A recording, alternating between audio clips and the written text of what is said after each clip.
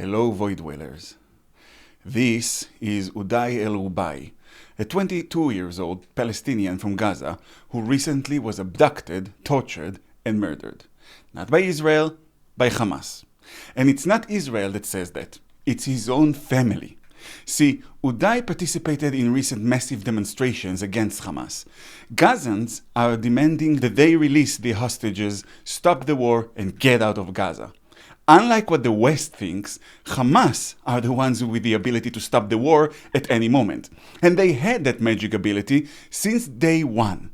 If right after the atrocities of the 7th of October they released the hostages and surrendered, the war would not have taken place to begin with, and the Palestinian Authority would have taken the Gaza Strip back. And yet, in the West, the demonstrations were really just weekly hate marches demanding the destruction of Israel, or at best, an immediate ceasefire, but without mentioning the hostages, as if Israel is the one with the key to stopping the war. Now, true, those hate marches are orchestrated by and draw many Islamists and neo-Nazis, but they also draw in a lot of naive and stupid Westerners who think that's the right narrative. And why do they think that? Because someone told them that. Who? The media. That's why in the West they think Israel is the problem, but in Gaza itself, the Gazans know that Hamas is the problem, and they protest against them even under penalty of death. Which brings me back to Udai. If you live in the West, you never heard of him. You probably never heard of the protests against Hamas. Those things were reported about in Hebrew media, in Jewish media, and yes, in Arabic media, but not in English-speaking media, or in other media outlets in European languages. If you really try, you might find some mention of the demonstrations by Reuters, but it's so lean, you have to actually know what happened and what you're looking for before you can actually find it. So why is that? Why is the protest of the Palestinians against Hamas and the execution and torture of the participants by the terror group is not newsworthy? Not only that, Udai is now counted as one of the casualties of war. You know, one of those bajillion dead, whatever the current fake number they are selling the public is. So why? Why not tell the truth? Because the media is not about truth. It's not a source of information. It's about agendas, propaganda, and influence. And at the moment, for whatever reasons, the media wants the West to hate Jews. It wants you to think that Israel is this massive empire of evil Jews who bomb brown people for no reason. But don't take my word for it. I'm just an evil Jew. Let's have someone who is completely unbiased, without any horse in the race, a machine. And let's see what they say. So I turned to ChatGPT. Now, to those who don't know, ChatGPT has this feature called deep research. When turned on, it will take a long time to research what you tell it to. It will go through records and documents and websites and cross sources, and depending on what it is, it's a pretty massive process that can take quite a few minutes. So I turned to the machine with this prompt. I want a comprehensive comparison of the coverage of war-related incidents and situations in Western media regarding the ongoing war between Israel and Hamas and their allies and supporters, Hezbollah, Iran, the Houthis, etc. Use Israeli and Jewish media in Hebrew is your best guess to find all the war-related incidents, and I mean everything. Rockets launched at Israel, bombings from Hezbollah and Iran, direct hits, people fleeing from their homes, the number of refugees in their own country, lone terror attacks, etc. The one source that is unacceptable is Wikipedia. You can use Wikipedia, but only if you can confirm what they claim from another independent source. I want a summary of how many times things that went on in Israel were ignored by major media outlets in the West, while those outlets reported on things that went on in Gaza. I want you to quantify it and support what you say with actual examples that include time and date, a description of the incident or situation, and how it was ignored by mainstream media outlets in the West. In the end, I want you to provide an analysis. Is there a distinct pattern you can find? And what do you think the pattern suggests? Well, the machine delivered. It took it about 12 minutes to do so, but it delivered. Before I show you the findings, I just want to point out that for some reason, when you do deep research, you can't share the results. But I'll put them in a file, and you guys can find the link to that file in the description, so you can read the entire thing for yourselves. Now, ChatGPT was very methodical about it. It starts by breaking down the events that took place and the disparity of coverage compared to the coverage of Gaza. You can read all of it through the link in the description, and it's an eye-opener in itself to see just how much has been going on in Israel and you never heard about it, and how much those incidents you did hear about were false, fake, or inaccurate. For example, it brings up the infamous hospital incident from the beginning of the war. And this is what ChatGPT says. October 17th, 2023. El Ali Hospital blast versus ongoing attacks in Israel. This date starkly illustrated coverage disparity.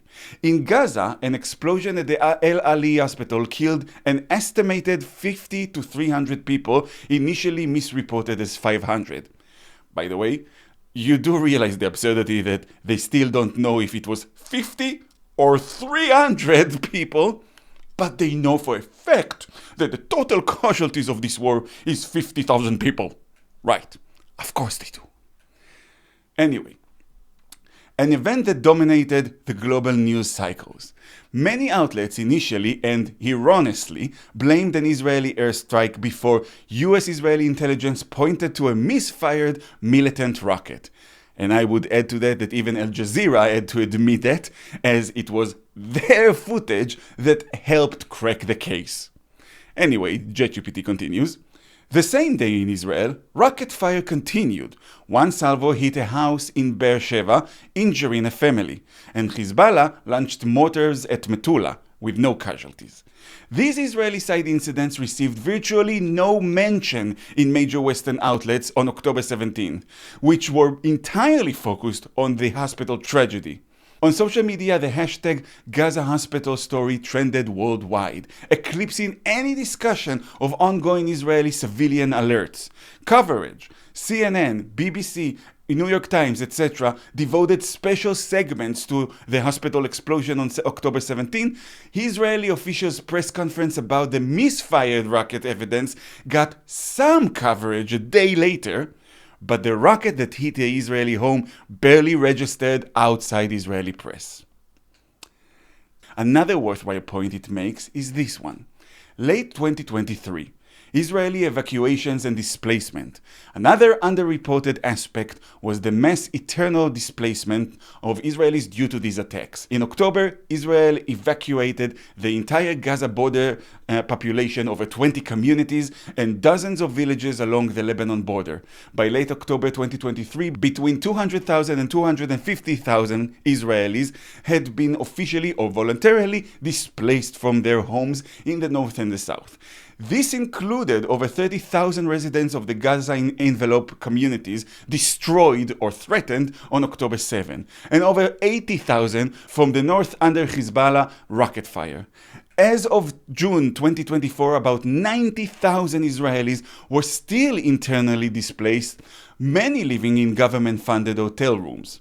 While Israeli media covered the plight of these families in depth, Western media rarely highlighted it. For instance, the UN's silence on Israeli IDPs was noted by UN Watch. The Associated Press did publish a human interest story in March 2024 about 60,000 evacuees from Kiryat Shmona near Lebanon living in hotels, but this got limited pickup. In stark contrast, the Palestinians displaced within Gaza were a constant focus on international coverage. Coverage? Minimal. Western outlets by and large did not frame Israelis as refugees or displaced in their own country. The New York Times and others occasionally mentioned evacuations of Israeli border towns in passing. Gaza's refugees crisis, by comparison, was front and center in virtually every report. And I would also add to that when Israel started retaliating in Lebanon, then there were massive reports of the people there leaving their homes.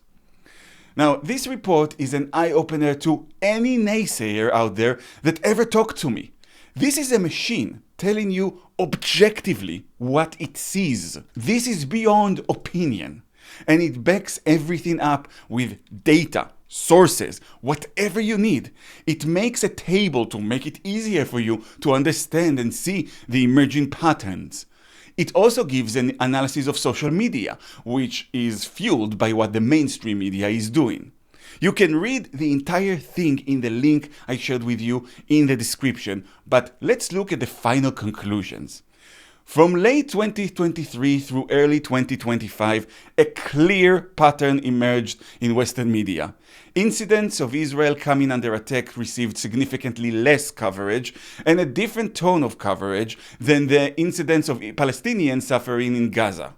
The chronology of events show that Israeli civilians endured frequent rocket fire, terror attacks, and even direct strikes by actors like Hezbollah, Iran, and the Houthis. Hundreds of thousands of Israelis were displaced from their homes, dozens killed after October 7, and the country lived under constant threat. Yet, these realities were underreported and underemphasized in the Western press. Major outlets certainly covered the biggest developments, the October 7 massacre itself or Iran's missile salvo, but they offered little sustained attention to the continued targeting of Israel and its human impact after the initial shock had passed. In contrast, the same outlets devoted enormous attention to every aspect of the war in Gaza: daily death tolls, individual tragic stories, humanitarian crises, and critical scrutiny of Israel's military conduct. This disparity in coverage created a narrative in which Israeli actions were often decoupled from the provocations that necessitated them. I love that ChatGPT came up with that sentence. Let's hear that sentence again. This disparity in coverage created a narrative in which Israeli actions were often decoupled from the provocations that necessitated them. Casual news consumers could easily get the impression that Israel was waging a one-sided war against defenseless people with relatively little sense of the ongoing attacks against Israeli civilians that were the stated impetus for Israel's operation. By the way, it's incredible. I could have written it myself, and I didn't. This is the machine telling you all of that. The tone of coverage also diverged. Empathetic and immersive when focusing on Gaza's victims, but clinical and minimal when discussing Israeli victims. As one media watchdog put it, only Israel's responses get reported and scrutinized in endless detail, whereas the attacks on Israel that prompt the responses would barely be back-page news in the international media. So there you have it.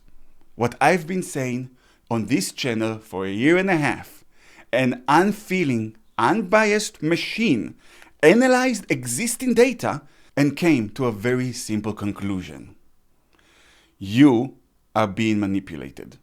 You are being lied to. You are being influenced. They exaggerate one thing and hide from you truths that don't fit their narrative. And it doesn't matter who gets hurt, by the way, if you noticed.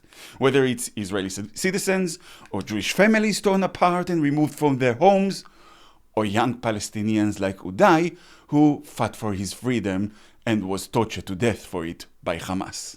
You don't hear about it. You don't hear about him. He doesn't matter because that's not the narrative. And I'll leave you with this little bomb. Being curious how long this has been going on, I also asked ChatGPT to do a full and deep research on the way terror attacks were reported by Western media in the entire history of Israel. The pattern that rises helps to further illustrate the media's contribution to misinformation. Because while major attacks were reported, the more common minor attacks that have only 1 to 5 or 6 victims were not mentioned at all by the media. So Israeli society has been punched again and again and again for decades, and the West doesn't know anything about it. The image of the fat, successful, safe Jew versus the poor, persecuted Palestinian who once in a while gets sick of it and fights back. that complete fiction is what they've been selling you for decades. And yeah, that second research is also in the description for you to read and enlighten yourself. The media is the number one danger to the West. It's why our systems seem to crumble. We don't let other harmful things run amok like that. Why do we allow it when the media is involved? We must make them accountable. We must regulate the media.